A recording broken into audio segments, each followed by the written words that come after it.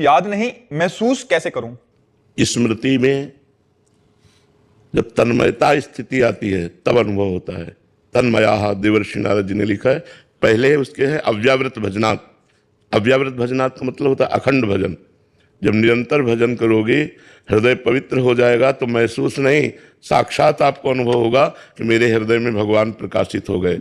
वह प्रकट कृपाला दीन दयाला हृदय में प्रकाशित हो जाते हैं। जरूरी स्मृति है, जरूरी नाम जप है, भगवान का प्रकट होना जरूरी नहीं है। भगवान तो दुर्योधन के सामने भी प्रकट थे, क्या लाभ ले लिया? स्मृतिहीन भगवान का लाभ नहीं ले सकता। स्मृति युक्त आगे चलकर अपने आप अनुभव में आ जाएगा।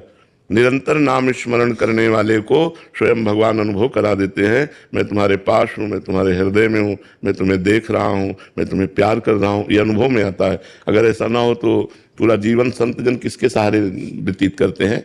तो खूब नाम जप करो। स्मृति, केवल स्मृति नहीं, स्मृति ही केवल।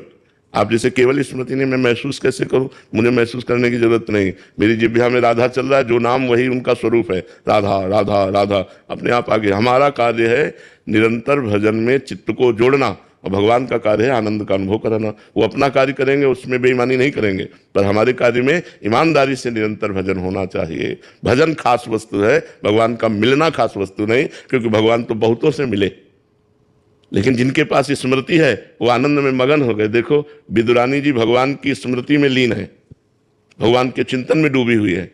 तो दरवाजा खटखटाया और कहा मैं श्री कृष्ण, तो बेशुद्ध हो गई आनंद में, भगवान पधारे। वही भगवान दुर्योधन को समझा रहे हैं, लेकिन उसकी समझ में नहीं आ रहा कि वो स्मृति विहीन है। भगवत स्मृति ना होने के कारण स्वयं भगवान समझा रहे हैं और उसकी समझ में नहीं आ रहा, पूरे परिवार का विनाश हो गया। और स्मृति युक्त होने पर दरवाजे के बाहर से आवाज आई मैं श्री कृष्ण, इतने में प्रेम में मगन हो गई, बेशुद्ध हो गई। तो जरूरी क्या है? स्मृति। आगे का कार्य भगवान की